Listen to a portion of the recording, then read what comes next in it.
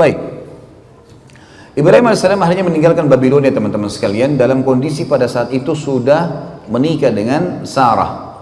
Dan Sarah alaihissalam tidak punya anak. Tidak punya anak karena beliau mandul. Hijrahlah Ibrahim alaihissalam ke Palestina. Babilonia ditinggalkan. Hijrah ke Palestina gitu kan. Tinggal di Palestina dan ini menandakan Palestina masuk dalam lokasi dakwah beliau alaihissalatu wassalam.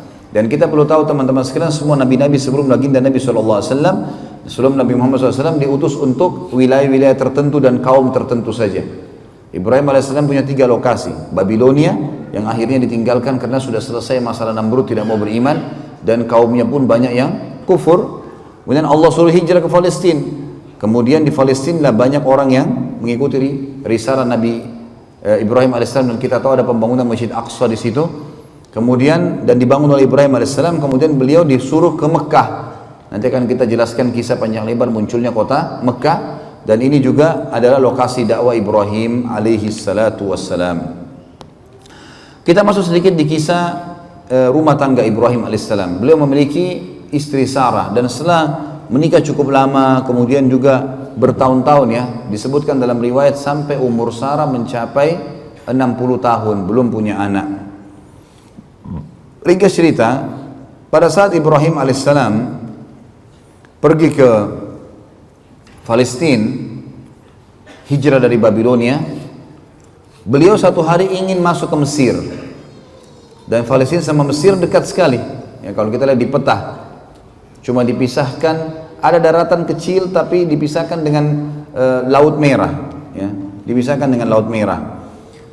Dari Laut Merah ini bisa orang nyebrang langsung ke Palestina. Dan sampai sekarang kalau teman-teman ke Jordan, kalau umroh plus Aqsa biasanya mampir di Jordan. Di Jordan itu ada satu tepi di Laut Merah, di ujung Laut Merah itu ada 4 negara bertetangga. Palestina, Mesir, kemudian Yordania dan Saudi. 4 negara berdekatan karena di pojok dari Laut Merah itu. Ibrahim AS pergi ke sana, dan waktu itu di Mesir ada raja zalim. Ada raja zalim. Kezaliman raja ini apa teman-teman sekalian? Dia suka mengambil istrinya orang. Penyakit. Dia anggap kalau ada perempuan dinikahi oleh seorang laki-laki, pasti perempuan ini punya kelebihan. Diambil sama dia. Dan diambil ini memang diambil jadi selir, dirampas dari suaminya. Sarah alaihissalam wanita terkenal dengan kecantikannya. Sampai sebagian ahli sejarah mengatakan, dinukil dalam beberapa athar, di antara wanita yang sempurna secara fisik adalah Hawa, ibu kita, kemudian Sarah, istri Ibrahim alaihissalam, Asia, istri Fir'aun, Khadijah, Fatimah, istri Nabi SAW dan anak Nabi SAW, gitu kan? Itu tersebutkan memang gitu. Yang jelas Sarah ini punya kelebihan fisik yang luar biasa, sehingga laki-laki kalau melihatnya itu pasti sepakat mengatakan orang ini cantik, seperti itulah. Sebelum masuk ke Mesir, kata Ibrahim AS kepada Sarah, di dalam negeri ini ada orang zalim. Ini zalim luar biasa nih. Dia suka ngambil istri orang. Jadi kalau kamu didekatin nanti oleh prajurit-prajurit. Jadi raja ini punya prajurit-prajurit ngeliling di jalan-jalan Mesir. Ada perempuan cantik, ditanya kalau ada laki-laki sebelahnya, siapa kamu? Suaminya. Langsung dibunuh suaminya, diambil, bawa ke raja. Seperti itulah, diambil secara paksa. Kata Ibrahim, nanti kalau kau ditanya siapa, katakan kau saudariku. Maksudnya saudari si iman. Karena ada ukhuwah Islamiyah gitu kan, ada persaudaraan dalam Islam. Islam ini agama yang satu, dari Adam alaihissalam sampai Nabi Muhammad alaihissalam, semua agama satu, Islam, tidak ada agama lain. Cuma ada pembaharuan syariat. Makanya kata Nabi SAW, saya dan semua nabi-nabi seperti orang yang satu induk. Satu induk, sama, cuma perbedaan hukum halal haramnya yang berbeda. Tidak boleh dipungkiri salah satunya. Kalau kita sekarang ada yang mengatakan Musa bukan nabi, kafir. Atau Isa bukan nabi, kafir. Nggak boleh, semua harus kita yakini. La nufarriqu baina ahadin min rusuli. Kita tidak beda-bedakan di antara para nabi-nabi dan rasul, tapi risalah yang diterapkan adalah, hukum yang diterapkan adalah yang dibawa oleh nabi terakhir alaihi salatu wassalam, Nabi Muhammad sallallahu alaihi wasallam. Yang jelas teman-teman sekalian, kata Sarah, baiklah. Begitu masuk di Mesir, dengan hikmah Allah, ternyata orang Mesir, prajurit Mesir Raja Zalim ini lihat Sarah. Begitu dia langsung didatangin. Pertanyaan pertama ditanya, siapa kamu? Ibrahim mengatakan, saya saudaranya. Tanya Sarah, siapa kamu? Saya saudarinya. Tapi karena cantiknya Sarah, dia nggak peduli lagi. Mau suami, mau bukan, pokoknya ambil. Tangkap nih orang. Ini yang disuka sama raja nih. Dibawa. Ibrahim alaihissalam tidak boleh ikut, ditahan.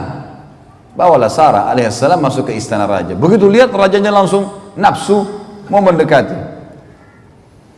Sarah alaihissalam berdoa kepada Allah, ya Allah, ambil alih orang ini. Gitu. Jangan sampai coreng kehormatan, karena ini raja, gak ada yang bisa lawan dia kecuali dengan kuasa ilahi. Tiba-tiba tangan kanannya raja ini stroke, gak bisa bergerak. Waktu dia mau jama, gak bisa bergerak tangannya. Kata raja itu, apa yang kau lakukan dengan saya? Kata Sarah, saya berdoa pada Tuhan saya untuk menyelamatkan dari keburukanmu. Dia bilang, kalau gitu berdoa sama Tuhanmu, minta supaya saya disembuhin, saya tidak akan ganggu kamu. Sarah alaihissalam berdoa, ya Allah, sembuhkan orang ini. Sembuh tiba-tiba tangannya. Tadinya nggak bisa bergerak, dia sudah mau jama berhenti, kayak matung tangannya gitu. Tiba-tiba sembuh. Dia nggak percaya nih, dia kan tidak beriman sama Allah. Ini penyembah patung ini orang ini. Kayaknya mungkin ini sihir kali, mainan. Dia mau jama lagi. Sarah alaihissalam yang kedua berdoa, dua-dua tangannya stroke raja itu, nggak bisa bergerak. Dia bilang, apa yang kau lakukan? Kata Sarah, saya berdoa sama Tuhan saya, kalau supaya diselamatkan dari keburukanmu. Saya sudah bersuami dan ini tidak boleh, dalam agama kami tidak boleh. Baik, minta sama Tuhanmu agar saya disembuhin. Tangannya dua-dua diam, nggak bisa, kaku. Sembuhin, saya tidak akan ganggu kamu. Sarah alaihissalam depan dia berdoa, ya Allah, sembuhkan orang ini. Sembuh tiba-tiba tangannya. Ternyata masih belum puas nih, mau lagi jama Sarah. Sarah alaihissalam berdoa yang ketiga kali. Tiba-tiba stroke semua badannya kecuali mukanya. Semua nggak bisa bergerak. Takut sekujur tubuhnya gitu kan. Lalu dia sudah tahu. Dia bilang, mintalah sama Tuhanmu supaya saya disembuhkan dan saya tidak akan ganggu kamu serta semua ini penasihat saya, dayang-dayang saya semua jadi saksi. Saya tidak akan ganggu kamu. Kata Sarah, baiklah. Ya Allah, sembuhin dia. Sembuh tiba-tiba. Apa kata raja ini dengan ketakutan? Keluarkan perempuan ini dari istana saya karena yang kalian bawa jin bukan manusia.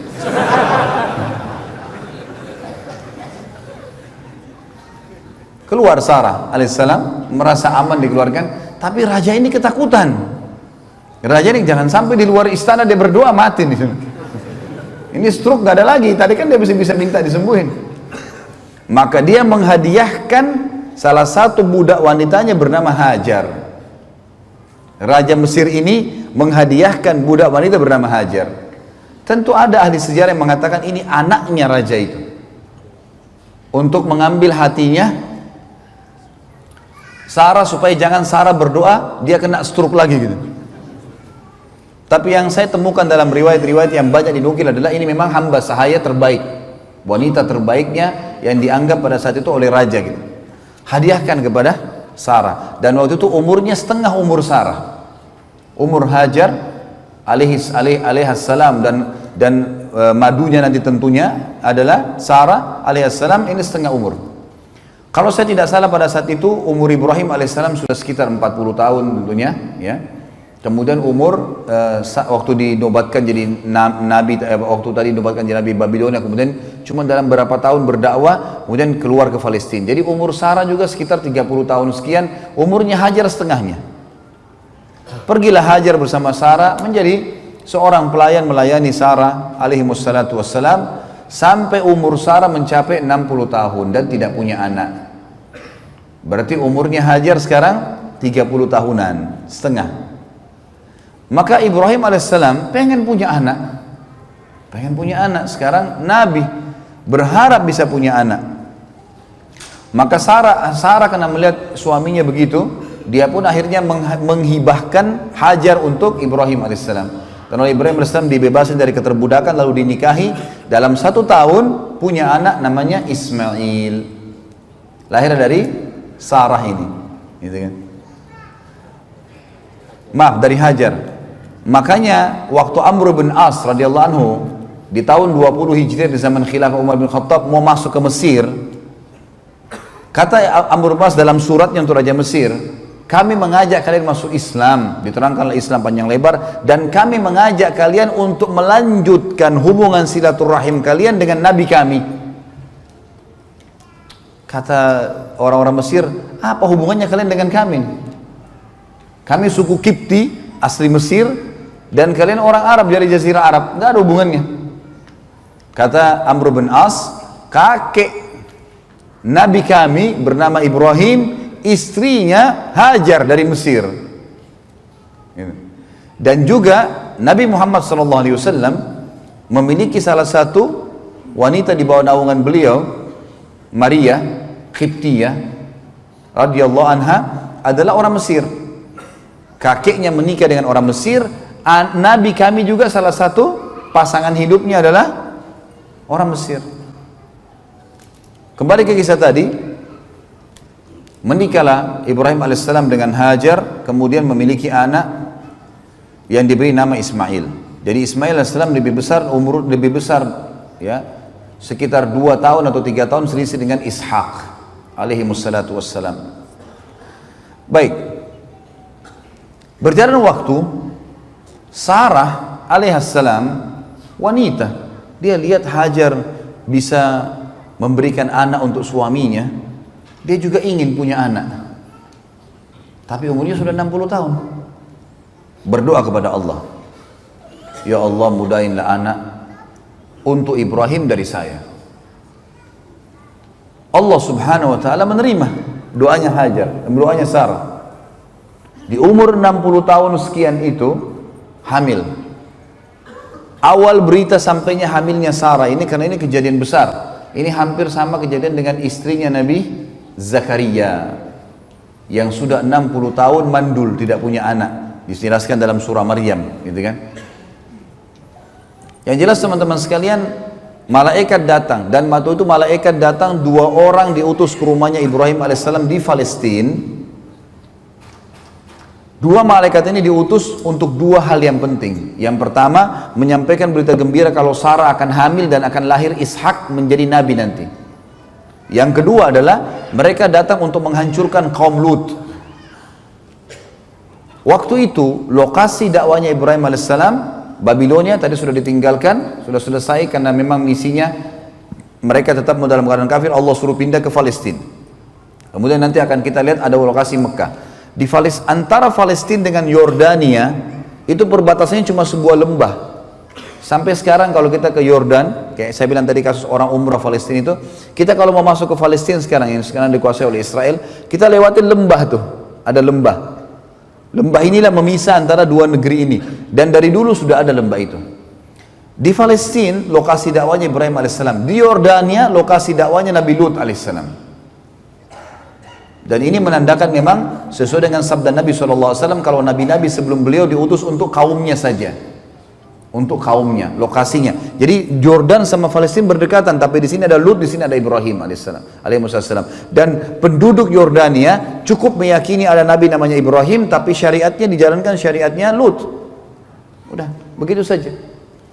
Mereka harus saling yakin dengan masalah itu, percaya. Tapi perbatasan itu sama dengan Musa alaihissalam, sesama dengan Khidir, sesama dengan mertuanya sendiri Syuaib alaihi wassalatu wassalam. Nabi Syuaib di Madian, Nabi Musa di Mesir dan Palestina, dan Nabi Khidir ada di Asia bagian di bagian Asianya Turki, gitu kan. Begitu pula Nabi Isa alaihissalam sezaman dengan sepupunya sendiri Nabi Yahya, pamannya Nabi Zakaria. Jadi memang nabi-nabi sebelumnya sezaman. Waktu itu kaum Nabi Lut berbuat homoseksual, dan sudah diingatkan Nabi Lut tidak mau, dan belum pernah waktu itu diketahui homoseksual kecuali di zaman itu. Pada zaman itu tiba-tiba mereka menyimpang, karena ulama tafsir mengatakan mereka berusaha mencoba-coba dosa ini bahaya. Coba-coba rokok, coba-coba khamr, coba-coba zina. Coba ini bahaya. Mencoba akan membuat orang terbuka tameng dari dirinya untuk biasa melakukannya.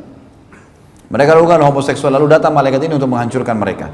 Allah ceritakan dalam surah Dzariyat, surah nomor 51 ayat 24 sampai ayat 30. Surah Az-Zariyat, surah nomor 51 ayat 24 sampai 30. A'udzu billahi minasyaitonir rajim. Hal ataka haditsu dhaifi Ibrahim al-mukramin idh dakhalu alaihi faqalu salama qala salamun qaumun munkarun faragha ila ahlihi faja'a bi'ijlin samin faqarrabahu ilaihim qala ala ta'kulun fa'awjasa minhum khifah qalu la takhaf وبشروه بغلام عليم فأقبلت امرأته في صرة فصقت وجهها وقالت عجوز عقيم قالوا كذلك قال ربك إنه هو الحكيم العليم. Sudah sampaikah kepadamu hai Muhammad dan pengikutmu cerita tentang tamunya Ibrahim, yaitu malaikat-malaikat yang dimuliakan. Ingatlah ketika mereka memasuki tempatnya Ibrahim, rumahnya, lalu mereka mengatakan salamun, keselamatan. Ibrahim menjawab salamun, untuk orang-orang yang tidak dikenal. Di sini menandakan teman-teman sekalian, malaikat pada saat itu dua ini datang dalam bentuk manusia, poster manusia. Kemudian mereka bertamu di rumah Ibrahim alaihissalam. Belum sempat, cirinya Ibrahim alaihissalam suka sekali dengan tamu. Beliau sampai dikatakan alaihissalatu wassalam, itu kalau dihidangkan makan oleh istrinya, pasti buka pintu, siapapun lewat dipanggil makan. Pasti, nggak pernah makan sendiri. Allahu alam dengan antum ini bagaimana. Selalu makan sama orang lain, nggak pernah sendiri. Maka waktu datang malaikat ini bilang salamun alaika, kita assalamualaikum gitu kan. Enggak pakai nanya. Ibrahim alaihissalam cuma mengatakan waalaikumsalam untuk orang-orang yang asing, tidak dikenal. Lalu apa yang terjadi kata Allah? Maka dia pun tiba-tiba Ibrahim pergi diam-diam menemui keluarganya di dalam, disuruh tamunya duduk. Dia tidak tanya nih kalian siapa, segala nggak ditanya. Ini ciri orang beriman, nggak pakai nanya. Kalau kita dari depan pagar masih tanya siapa, mau apa. Orang suruh masuk dulu, kasih minum, kasih makan. Kalau dia tidak jelaskan apa tujuannya, nggak usah. Dia jelaskan baru sampaikan, itu adab menjamu tamu, wajibkan dalam Islam. Kata Nabi SAW, siapa yang mengaku beriman pada Allah dan akhir, dia harus menghormati tamunya. Menghormati kata ulama adalah mengikramnya dengan cara mempersilahkan masuk, menghidangkan makan dan minum, bertersenyum di wajahnya tanpa bertanya. Nanti kalau dia jelaskan, maaf ya saya datang karena ini, baru kita jawab. Harus begitu. Ibrahim alaihissalam menjamu begitu, masuk langsung ke keluarganya, dan apa yang dia lakukan? Dia pun akhirnya menyembeli anak sapi gemuk. Ibrahim alaihissalam langsung menyembeli, langsung suruh istrinya masak, setelah hidang langsung dihidangkan ke tamunya. Nggak tahu tamunya ini siapa, dihidangkan makan dulu. Lalu pada saat dihidangkan, kata Ibrahim kepada mereka, silakan makan. Tapi mereka tidak mau makan. Karena itu Ibrahim merasa takut terhadap mereka. Dalam beberapa riwayat disebutkan para malaikat pada saat mengarahkan tangannya ke makanan itu tembus, nggak bisa makan. Gitu. Maka Ibrahim merasa takut. Tapi makna yang paling dekat adalah mereka menolak makan. Aneh, belum pernah ada orang dihidangkan makanan seenak ini lalu tidak mau. Kalau manusia, maka Allah mengatakan masuklah rasa takut dalam diri Ibrahim. Maka mereka pun berkata, janganlah kau takut hai Ibrahim. Dalam ayat ini dikatakan, karena kami utusan Tuhanmu. Dan mereka memberikan berita gembira kepada Ibrahim tentang kelahiran seorang anak laki-laki yang bernama Ishak. Kemudian istrinya Ibrahim, maksudnya Sarah alaihissalam, datang memekik lalu menepuk wajahnya sendiri. Maksudnya biasanya tradisi orang Arab itu kalau perempuan kaget dia meletakkan kedua telapak tangan di pipinya seperti ini. Ini namanya memekik wajahnya gitu.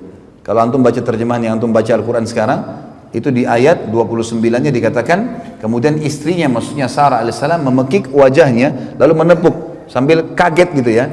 Berkata, aku adalah seorang wanita yang tua dan mandul. Bagaimana bisa hamil gitu? Maka para malaikat menjawab, demikianlah Tuhanmu memfirmankan, sesungguhnya dialah yang maha bijaksana lagi maha mengetahui. Begitulah keputusan Tuhanmu, gak bisa dibantai. Maka Sarah alaihissalam pun akhirnya hamil di umur itu. Tentu di sini ada kisah tersendiri ya. Pada saat Ibrahim alaihissalam bertemu dengan malaikat, sempat waktu Ibrahim sudah tahu ini malaikat, sempat Ibrahim alaihissalam berdialog. Lalu kalian mau kemana? Kami mau ke Lut. Untuk apa? Menyiksa kaumnya, gitu kan? Karena mereka begini dan begitu. Ibrahim alaihissalam sempat berdialog, mengatakan apa? Tidak diberikan kesempatan kah? Tidak begini kah? Kesimpulan terakhir kata malaikat, hai Ibrahim, keputusan Tuhanmu tidak mungkin salah. Udah, pasti mereka akan dihancurin.